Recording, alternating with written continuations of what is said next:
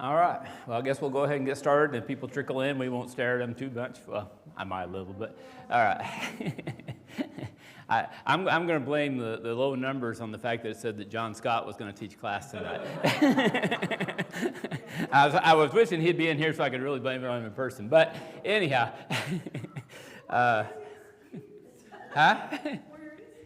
Oh, he's in the elders meeting, or the transition committee. But he should be here shortly. But that alone will help the numbers a little bit. But anyhow,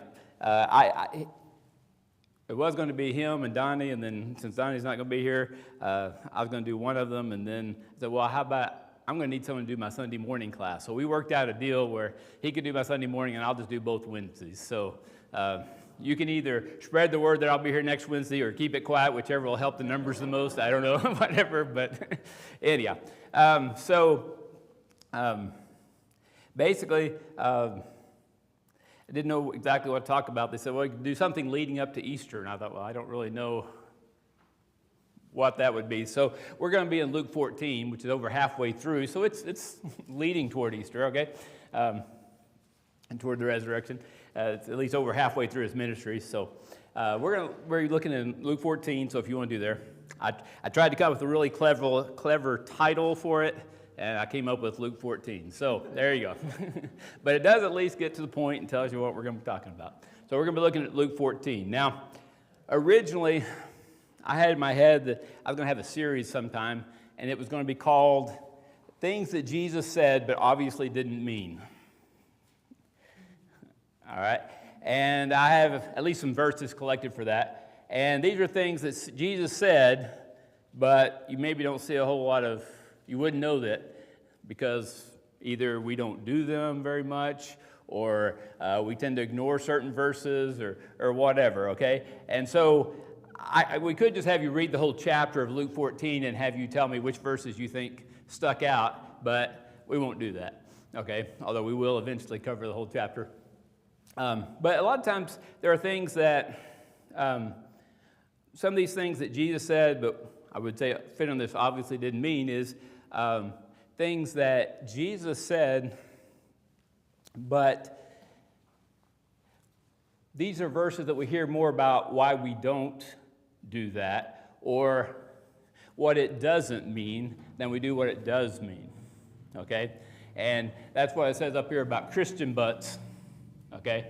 Not that kind. I think it has two T's anyhow. But I was a school teacher, and I would always have fathers who would come in after their son got in trouble on the playground for fighting, and they said, well, I'm a Christian, but. It's like, well, nothing good is probably ever going to come out of that. Kind of like, I'm a Christian, but I'm not going to do what the Bible says. And they'd say, well, that turning the other cheek business, I told my son, someone hits him, I just knock his clock off. I said, okay. But just so you know, you're going to be in a parent-teacher meeting just like this, okay, and your son's going to get in trouble. But anyhow, so and I've heard a lot of people talk about what turning the other cheek means, but more people what it doesn't mean. Oh, well, that doesn't mean this when I did that. That's okay because it doesn't apply to that. It doesn't apply to my son at the playground. It doesn't apply. I've heard a lot of things about what it doesn't apply to, but I don't know if I've ever heard anyone say, oh, I need to turn the other cheek right now. That's exactly what that verse is about. It's what I'm about to do. I have never heard that. Okay, maybe you have. All right? And so, and just for the record, until I was writing this up here, I didn't realize that I made the joke about chicken butts, and then I used the verse that said, turn the other cheek. Sorry, I didn't realize that until I was writing right up there. I thought, well, I won't write that second part up there. Okay, but turning the other cheek. And so sometimes Jesus said it, but we tend to worry more about what it doesn't mean and excuse what it doesn't mean than actually doing what it says. All right? And there's some things that Jesus said, but if we were to judge by how much Christians do those verses, obviously it wasn't a very important thing because maybe nobody's doing it, okay? And so sometimes like Luke 19:10, the Son of Man came to seek and save that which was lost. But sometimes when we look at our lives and how much time we spend and our church spends sometimes, there's a lot of things going on that don't have to do with seeking and saving the lost. And that's not saying that they're necessarily bad. But I'm just saying, Jesus said, my mission is seeking and saving the lost, period. And if he's the head, well, what should the body be doing, okay? But that's another sermon, okay? So I was trying to collect verses like that. Now, can you imagine the first problem you run into when you do that? There's too many of them. Before long, the whole Sermon on the Mount is in there pretty much, and whatever. Because we are human and we don't always follow what Jesus told us to do as well as we should, okay? But anyhow, so sometime in the future, maybe I'll do that series, okay? But there were a couple of verses, 12 through 14 in Luke 14 that came to my mind and thought, wow, I've never heard anyone discuss those verses. I don't think I've ever heard a sermon on those verses. Certainly no one has encouraged me to do what's in those 2 verses, all right? Or 3 verses, I think, actually. But before we get there, I want to kind of, as Sebastian the Crab would say, set the mood, all right? We're going to set the scene, kind of. Okay, so the more I looked at it, I thought, no, this kind of all goes together, this chapter 14 of Luke, and so we're going to look at that. And so we're going to do that tonight. I don't know how far we'll get exactly, so we may end up not getting to those verses that started it all until next week. So I don't know if that'll entice you to come back next week, but hey, it's worth a shot. All right? So here's what we're going to look at. So let's just start first of it. First of all, it has to do with the Pharisees. Okay, Pharisees are a big player in this whole chapter here. So real quickly, tell me some things about a Pharisee. What is a Pharisee? Who were the Pharisees? What do we think of when we think of the Pharisees? What comes to mind? They weren't fair, by the way. That's not necessarily, no, that has nothing to do with fair. So what are some characteristics of Pharisees? They kept the law. They what? Kept the law? All right. They kept the law. All right. They were very, very conscientiously about keeping all the law. All right. What else? Because in this story, Jesus went to go eat with the Pharisee. And I started thinking about it. Jesus was either eating with tax collectors or Pharisees in about half the stories in the Bible, it seems like. And when he ate with the tax collectors, the Pharisees were there complaining about it. And when he ate with the Pharisees, a lot of time, the sinners came in and washed his feet with perfume and did whatever. So that seems like that's pretty much where he spent a lot of the Bible. And that's why we hear so much about what he said to the Pharisees. What are some other characteristics of the Pharisees? You can cheat and go to Matthew 23 and read where Jesus gave us a whole bunch of things, mostly negative. What? Legalistic? All right. Because they wanted to be so careful that they weren't breaking the law that they got very, very nitpicky, legalistic about how to do it. All right. Did most of the things Jesus had to say about the Pharisees, were they good or bad? Okay, kind of bad. And that's not to say that they were bad people.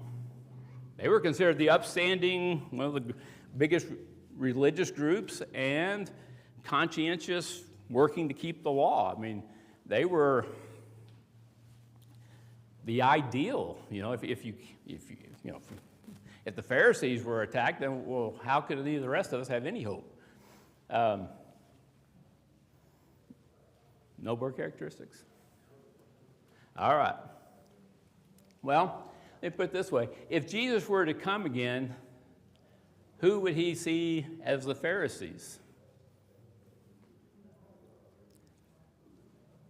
Of course, we're all perfect now, and Jesus wouldn't have anything to complain about, but these were the leading religious people. Might even be some of us. And we have such a negative perception of them because of the things Jesus pointed out that was wrong about what they were doing. But I really think it's a good thing for Saul to look at, because he was saying here were people who were striving hard to obey God and follow his law. But he said, you have missed the boat. And he was very upset with them because of how they had missed the boat and how they were trying to follow him. And even though they were some of the most religious, most conscientious, he said, you've just totally missed the whole thing. Okay? And so I think this is something for us to look at because we're trying to be religious. We're trying to follow God's law, but we don't want to be like the Pharisees. If Jesus came back and started talking about us, would he be doing favorable things or would he be saying unfavorable things? So I think it's good for us because really, just take the word Pharisee out and just put religious people, okay? And put religious people there. And like I said, there were a lot of good things about the Pharisees, but there are also a lot of bad things. And so Jesus had a lot to say to them. And that's one reason we hear about all these confrontations with him and the Pharisees, him and the Pharisees. You start looking there, and there's a bunch of times where he kept having confrontations with them. All right? And to me, the number one thing was that they did not see their need for him. They did not see their need for him. They felt because they were so conscientious about trying to follow the law, they were righteous. All right? And in Luke, the 5th chapter, let's just skip over there real quick. In Luke, the 5th chapter, verse 27, Jesus was dining at the house of a tax collector this time, okay? Like I said, tax collector and Pharisees, that's where a large part of the New Testament happened, in their houses. All right. In Luke, the 5th chapter, this was Levi, all right, or Matthew, the tax collector, who's an apostle, called to be an apostle. In verse 27, it says, after these things, he went out and saw a tax collector named Levi sitting at the tax office, and he said to him, follow me. So he left all, rose up, and followed him. Then Levi, or Matthew, gave him a great feast in his own house. So there he is. And there were a great number of tax collectors and others who sat down with them. All right. And it says, and the scribes and the Pharisees complained. Okay. So once again, either he went to go eat with the Pharisees, and he ended up talking to them and getting on to them, like in our verse here, or in this case, he went to eat with the tax collectors. The Pharisees condemned him for that because if he's righteous, what was the problem with that? How do you become righteous in their eyes? You stay as far away from bad people as you can, okay? From sinners. He said, he says to his disciples, why do you eat and drink with tax collectors and sinners? You're associated with them. You're supposed to be righteous. You're supposed to be trying to keep yourself holy and away from anything that's bad. And it says, Jesus answered and said to them, those who are well have no need of a physician, but those who are sick. I have not come to call the righteous, but sinners to repentance. Now, was Jesus saying that the Pharisees had no need for him? Or that he did not come to the Pharisees? He says, the righteous don't need me, I've come for the sinners. Which category is he putting the Pharisees in? Well, we know what the Bible says. How many are righteous? No, not one, right? All right. Until Jesus came along, and then there was one. All right. So who needed Jesus, and who did Jesus come for? Everyone. But the problem was the Pharisees thought they were righteous, and I think what Jesus is saying here, I came for those who are sick, that's everybody, but not for those of you who think you're healthy. Because if I'm not convinced I'm sick, am I going to go to the doctor? No.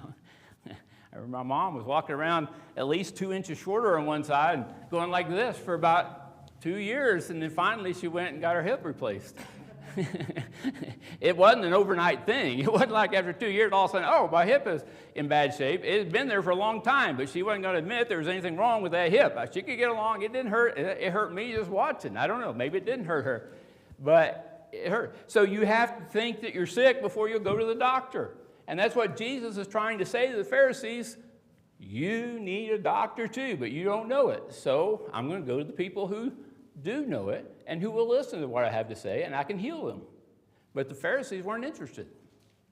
I was thinking last Sunday when Everett was talking about Nicodemus coming to Jesus. And you think, well, here's a teacher of the law coming to Jesus. He could talk to him about all kinds of things. But he said, verily, verily, or truly, truly, you must, what? Be born again. And then again in verse 5, you must be born of water and of the Spirit. Why was that the most important thing he thought Nicodemus needed to hear? That he needed to be born again. He needed to be changed. He needed to start over and live differently. And the Pharisees, in general, didn't see that. They felt like they were the most righteous, the most trying to be acceptable to God, and they didn't need it. They weren't sick. They were healthy spiritually.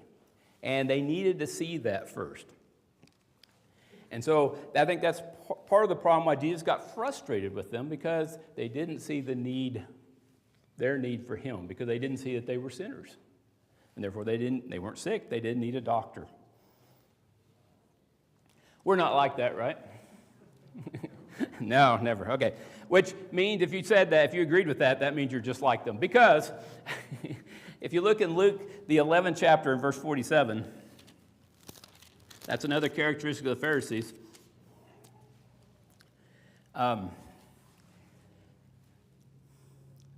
Luke 11, starting in verse 47, Jesus talking about the lawyers and the Pharisees and the scribes. He says, woe to you, for you build the tombs of the prophets, and your fathers killed them. Okay? Their fathers had killed the prophets that God sent to talk to them and tell them his message. But the Pharisees, they kept up the tombs of the prophets and said, oh, no, we honor the prophets. We won't do that. I call it the I wouldn't have done it, okay, syndrome. I wouldn't have done it. All right? We wouldn't have done that. We have learned from that. We don't do that. Yeah, our fathers killed the prophets, okay? But we wouldn't have done that. But Jesus says, in fact, you bear witness that you approve of the deeds of your father, for they indeed killed them, and you build their tombs. And it says, therefore, the wisdom of God also said, I will send them prophets and apostles, and some of them they will kill and persecute, that the blood of the prophets, all the blood of the prophets, which were shed from the foundation of the world, may be required of this generation. He says, not only are you the sons of the people who killed the prophets, I'm going to hold you responsible for all the people who have been killed up until now. Because what were they going to do? They didn't kill the prophet, they killed the Son of God. When the Son of God came to them, they killed him.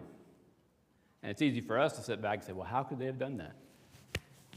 I don't know. If we had been there, would we have done the same? I don't know. I'd like to think not, obviously, but they did. And so he says, and he told them a story one time and made it pretty clear. That's what he was telling them. Yeah, you kill all the prophets, and you're going to kill the actual Son that God is going to send. Okay? And so we need to be careful. First of all, we don't say, oh, well, yeah, the Pharisees did that, but I wouldn't have done that. Okay? We can very much do that, just like they did. Okay? Even with our best intentions. All right. So now all that's for introductory. I think we're about halfway through class. So let's go to Luke the 14th, and Acts 14th chapter, and read there. All right. Now I'm going to read this off my iPad. Like I said, I'm always, it's all downloaded. It shouldn't, be a problem. But I always, technology can always go wrong, right? Starting verse 1. All right. But I'm going to use this because it has the Jewish Bible on it. I thought, well, since we're talking about the Pharisees, that would be a good thing. I didn't realize the Jewish Bible had a New Testament in it, but it does. Okay? Now, the names are sometimes a little bit different, so bear with me. It says, one Sabbath, Jeshua, that would be Jesus, because Joshua and Jeshua and Jesus are all the same name, went to eat in the home of one of the leading Pharisees. And they were watching him closely, okay? So it was a friendly invitation, but also it was on trial. I mean, they were watching him closely, okay? It wasn't just a friendly gathering. They were kind of, what can we see that he can do wrong, that we can find fault with? It says, in front of him was a man whose body was swollen with fluid, or dropsy. There's some other words for it, but basically all his body was swollen with fluid. And it says, where Jesus spoke up and asked the Torah experts and the Pharisees, does the law allow healing on Sabbath or not? But they answered him nothing. So taking hold of him, he healed him and sent him away. To them he said, which of you, if a son or an ox falls into a well, will hesitate to haul him out on the Sabbath? And to these things they could give no answer. All right. In the New King James, it says that they wouldn't say anything. But then when Jesus says something, it doesn't say he replied or said to them. It says he answered them. How do you answer people who didn't say anything? Well, I've answered students that didn't say anything to me in class lots of times. I can see it in their eyes, okay? But same thing here. He saw they were just looking for him to do something wrong. And in some of the other earlier instances, they were the ones that said, is it right to heal on the Sabbath? Well, Jesus just jumps right out there and asks them, says, hey, you tell me, is it okay to heal on the Sabbath? They couldn't touch that one. What are they going to say? No, you can't heal someone on the Sabbath. That just can't be done. Because it's obviously a good thing to do. So they didn't want to touch it. All right.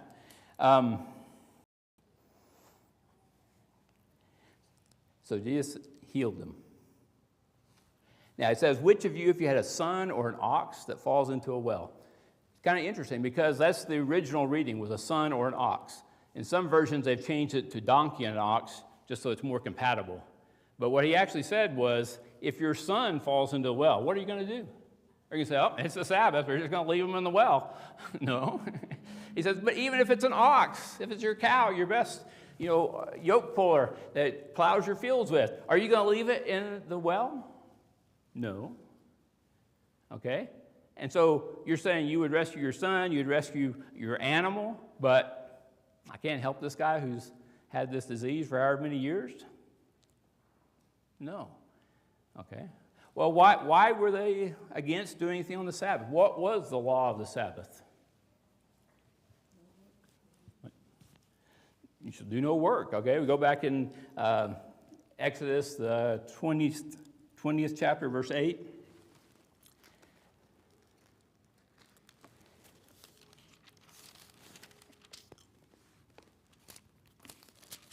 And if we read there, it says, remember the Sabbath day to keep it holy. 6 days you shall labor and do all your work.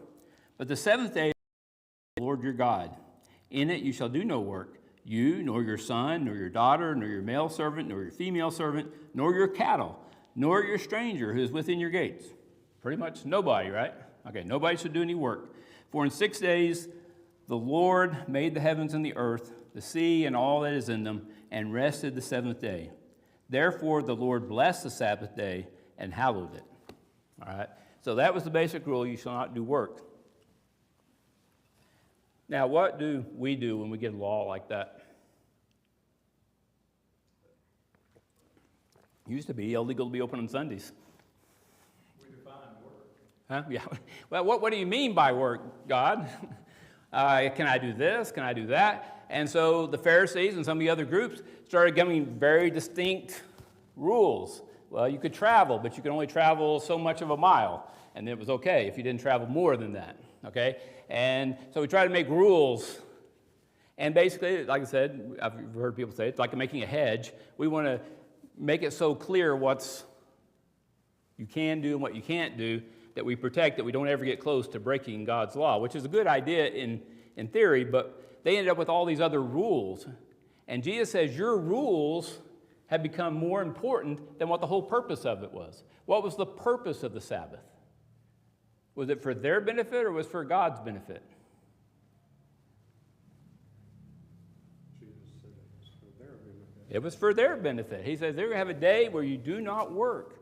And when you look in the Old Testament and the prophets that talk about the prophets came to the Israelites and stuff, one of the things it always mentions is, and you do not keep my Sabbaths. You just go ahead and do what you want to do on my Sabbaths. You don't do what I ask you to do, just to rest and to recuperate. And I mean, frankly, I'm used to having at least a 2-day weekend. I don't know, a 7-day work week. I think I would have been all in favor of having a Sabbath. Okay, but God's saying, you will do this, and it's for your benefit. But they started making so many rules about it that they kind of lost sight of what the purpose was anymore.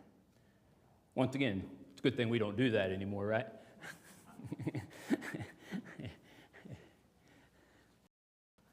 Let's turn real quickly to Isaiah 58 and verse 13.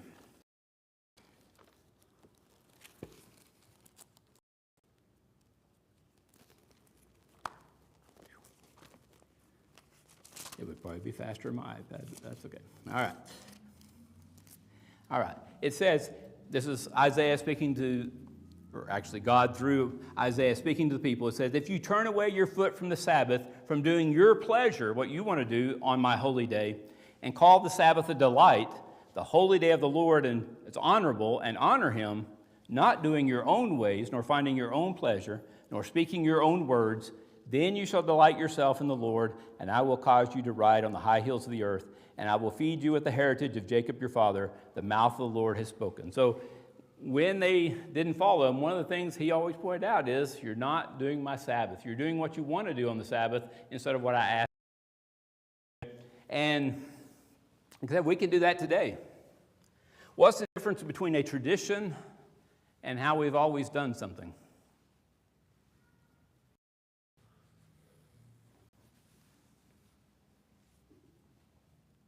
Nothing.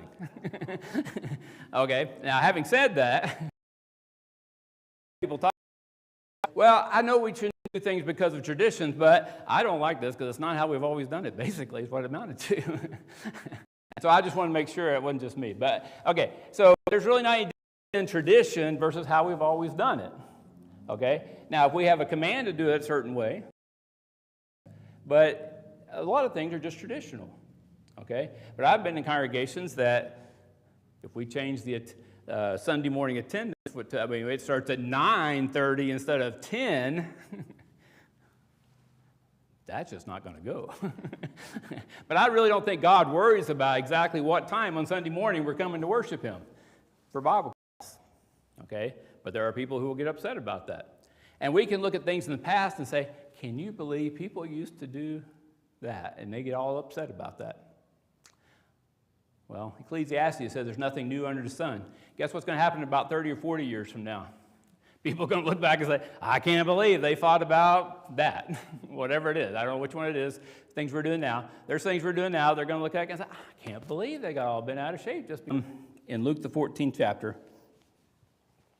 it says, when Yeshua, or Jesus, noticed how the guests were choosing for themselves the best seats at the table, he told them this parable. When you're invited by someone to a wedding feast, don't sit down in the best seat, because if there is someone more important than you who has been invited, the person who invited both of you might come to you and say, give this man your place. Then you'll be humiliated as you go to take the least important place. Instead, when you are invited, go and sit in the least important place. Then you'll be honored in front of everyone sitting with you. Everyone who exalts himself will be humbled, but everyone who humbles himself will be exalted. All right? Well, I mean, pretty well says it that last verse, but how did it apply to what they were doing? Now, that's not bad advice. In Proverbs, the 25th chapter, verses 6 and 7, he gives basically the same advice. It says, do not exalt yourself in the presence of the king, and do not stand in the... Okay, so I mean, all about you and your status and all that. It says, and it's when we get the I out of place. Now, they use the word, the only and the word untied is where you put the I. You get the I out of place, and instead of being united, pride is a bad thing. It's just we have the same, because